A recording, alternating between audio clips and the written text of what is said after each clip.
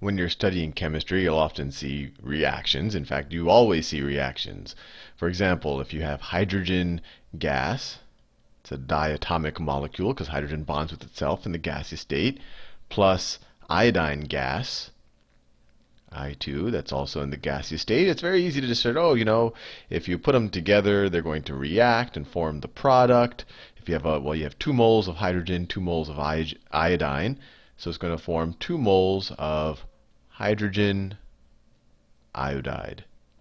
And that's all nice and neat, and it makes it seem like it's a very clean thing that happens without much fuss. But we know that that isn't the reality, and we also know that this doesn't happen just instantly. It's not like you can just take some hydrogen, put it with some iodine, and it just magically turns into hydrogen iodide. That there's some process going on. That these gaseous state particles are bouncing around, and somehow they must bounce into each other and break bonds that they were in before and form new ones.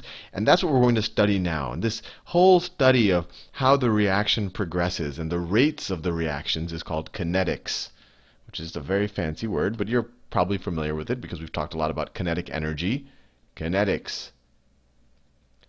Kinetics. Which is just the study of the rate of reactions. How fast do they happen and how do they happen? So let's just in our minds come up with a intuitive way that hydrogen and iodine can combine. So let's think about what hydrogen looks like. So if we get our periodic table out, hydrogen's got 1 valence electron. So if they have 2 hydrogen atoms, they can share them with each other. And then iodine has 7 valence electrons. So if they each share 1, they get complete as well. So let's just review that right now. So hydrogen, this hydrogen might have will have 1 electron out there, and then you could have another hydrogen that has another electron out there, and then if they form a bond, they share this. This hydrogen can pretend like he has this electron. This hydrogen can pretend like she has that electron, and then they're happy. They both feel like they've completed their 1s shell. Same thing on the iodine side, where you have 2 iodines. They both have 7 valence electrons. They're halogens. You know that already. Halogens are the group 7 elements. So they have 7 electrons. This guy's got 1 here. This guy's got 1 here. If this guy can pretend like he's got that electron, he's happy. He has 8 valence electrons. If this guy can pretend like he's got that one, same thing. So there's a bond right here. And this is why hydrogen is a diatomic molecular gas, and this is why iodine is the same. Now, when they're in the gaseous state, you have a bunch of these things that are moving around, bumping into each other. I'll do it like this. So the hydrogen might look something like this. The hydrogen, which these 2 atomic spheres that are bonded together. They have these electrons in between that are keeping them bonded. The iodine might look something like this. It's a much bigger molecule, where it's bonded together like this. It's also sharing some electrons in a covalent bond. Everything's probabilistic. So in order for these 2 molecules to turn to this, somehow these bonds have to be broken and new bonds have to be formed. And what has to happen is that these guys, there's a ton of these guys. I mean, I could draw a bunch of them, or I could copy and paste.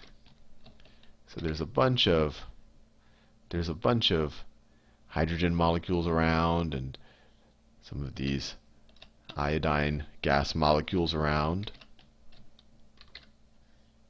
So what has to happen in order for us to get the hydrogen iodide is they have to collide, and they have to collide in exactly the right way. So let's say this guy, actually I could show it. Let's say he's moving. This is neat. I'm just dragging and dropping, but he's moving. He has to hit this hydrogen molecule just right, and maybe just right. If he just happens to hit it and bounce it with enough energy, then all of a sudden, let's say we get to this point right here, these electrons are going to say, hey, it's nice to be shared this way. We're in a stable configuration. We're filling the 1s shell. But look at this. There's this iodine that's close by, and they really want me. They're much more electronegative than me, the hydrogen. So maybe they're kind of attracted here. They don't know whether they want to be here between that hydrogen and this right here between that.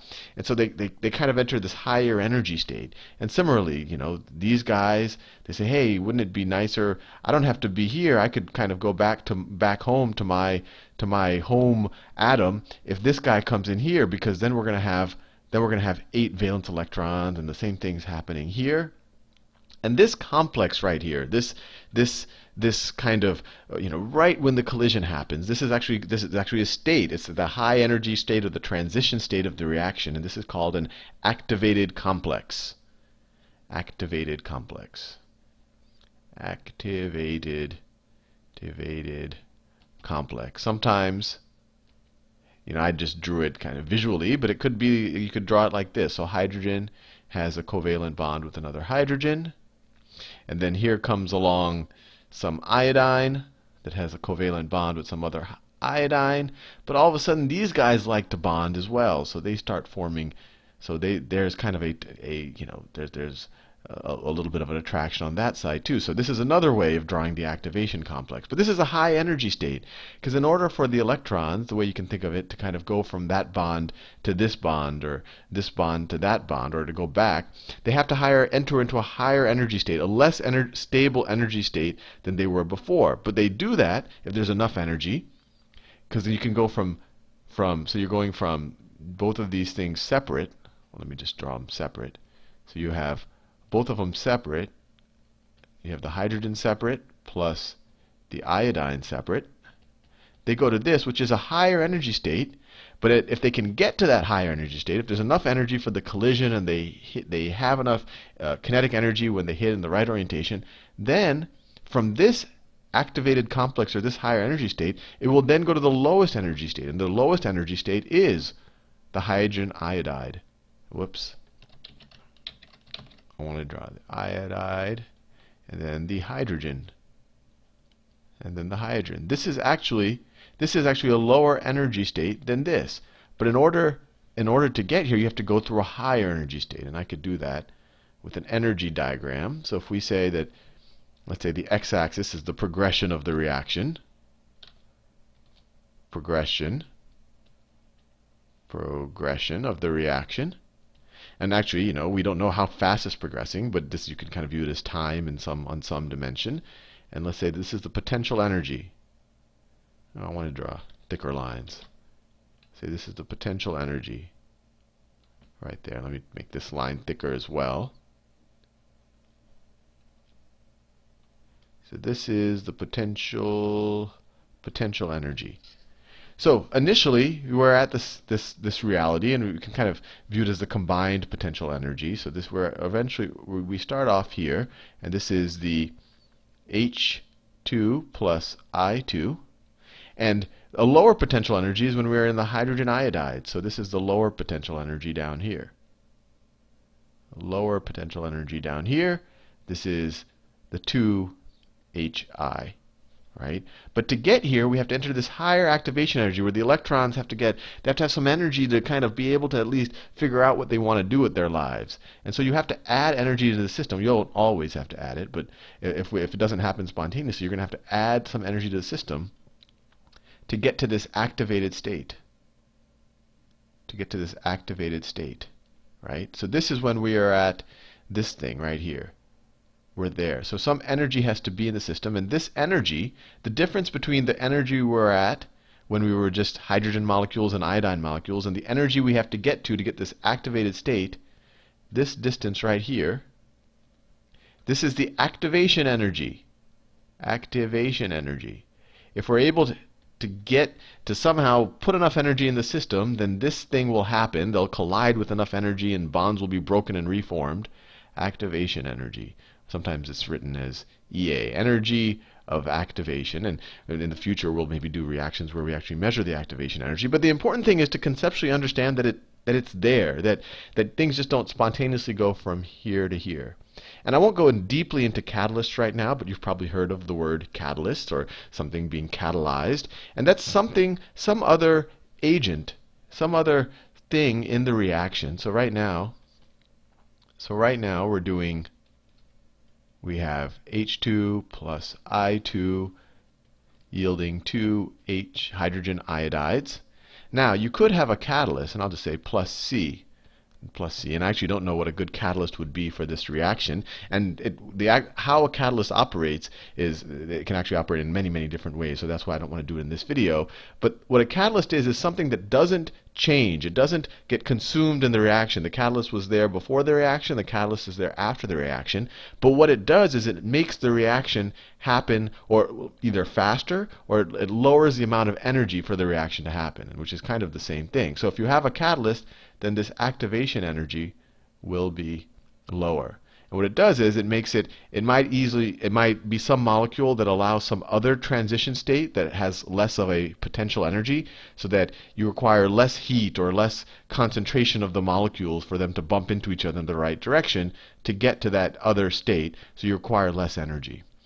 So given how we understand how these kinetics occur, these molecules interact with each other, what do you think are the things that will drive whether a reaction happens or not? I mean, we already know that if we have a positive catalyst, there's something called a negative catalyst that will actually slow down a reaction. But if we have a positive catalyst, it lowers a positive catalyst. Obviously, it lowers the activation energy, so this makes reaction faster. Reaction faster. More molecules are going to bump into each other just right to be able to get over this hump, because the hump will be lower when you have a catalyst. Also, if you increase the concentration, right? If you increase your concentration of molecules, if the concentration goes up, then you just have more stuff to bump into each other. Right? There's just the likelihood. Everything is probabilistic. When people write these reaction equations, it all seems nice and simple and very clear, and it happens. But no, in the real world, you just have things bumping into each other. And when we do biology videos, it'll be fascinating to talk about, because every biological process is really just a chemical process. And it's really just the byproduct of all of these things bumping into each other. And as you can imagine, the more concentration you have of the things that need to bump into each other, the more likely you're going to get just that perfect bump and that perfect amount of kinetic energy for the reaction to happen. And actually, I'll make a little other note here. This reaction, you might say, okay, let's say I'm at this energy. How do I ever get over this? How does this ever react? Well, remember, in a gas, the kinetic energies of all of the molecules, they're not uniform. Some gases have, some molecules will have higher kinetic energy, some will have lower. Temperature just gives you the average. So there's always some probability that two maybe high kinetic energy molecules will bump into each other just perfectly, surpass the kinetic, so they have enough kinetic energy to get into the activation state, and then they can go to the lower state, which is the hydrogen iodide. So even at all temperatures this will occur, but obviously if you increase the temperature, that reaction is more likely. So that's the other one. So temperature is actually probably the biggest. Temperature is probably the single biggest thing that will make the reaction happen faster. So all of these things, you want higher temperature, higher reaction. And then if you just want to think about the molecules itself, if you have molecules where their original bonds are weak, they're more likely to be able to interact. And there's other things you could talk about, the molecular shape, how available certain atoms are to interact with other atoms. And that really becomes significant when we start going into biology. And then the last one, and you probably realize this, is just the surface area. If you increase the surface area, so we were just doing gas-gas interactions, which almost by definition have pretty good surface area interactions. But if the surface area goes up, then the reaction also goes up, the reaction rate.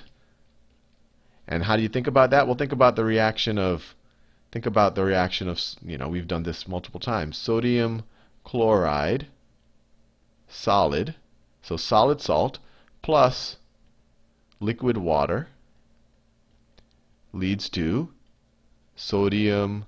Well, we could think of it a lot of different ways, but we could think of it as sodium ion aqueous plus chloride anions. This is a cation anion. Aqueous. So it gets dissolved. And how does that happen? If you have a big block of ice, or not ice, of salt. If you have a big, I'll do salt in gray.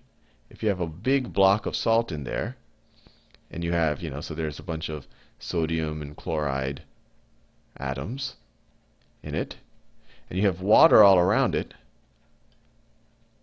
the water is only going to be able to interact with the surface molecules and slowly dissolve away the salt, slowly make polar bonds. These are actually the polar dipole bonds with the different sodium or chloride ions. But if you were to break this up into smaller cubes, if you were to break it up or really crush it into really small pieces, then all of a sudden the surface area that the water molecules can interact with, it can actually interact with more of the sodium chloride, so the reaction will happen faster. So surface area, you increase the surface area of interaction, and you'll also increase the reaction rate. If you're trying to do it with two fluids, what you could do is you can kind of spray one fluid into the other, so you have little droplets, so you also increase the surface area. So anyway, this is kind of an introduction to the idea of kinetics, but hopefully it gives you a sense that, these reactions, and I want you to really think about chemistry this way, not think about it as, oh, it's just some formula I have to remember, that these really are bumps and bruises between atoms. It's probabilistic and it's messy,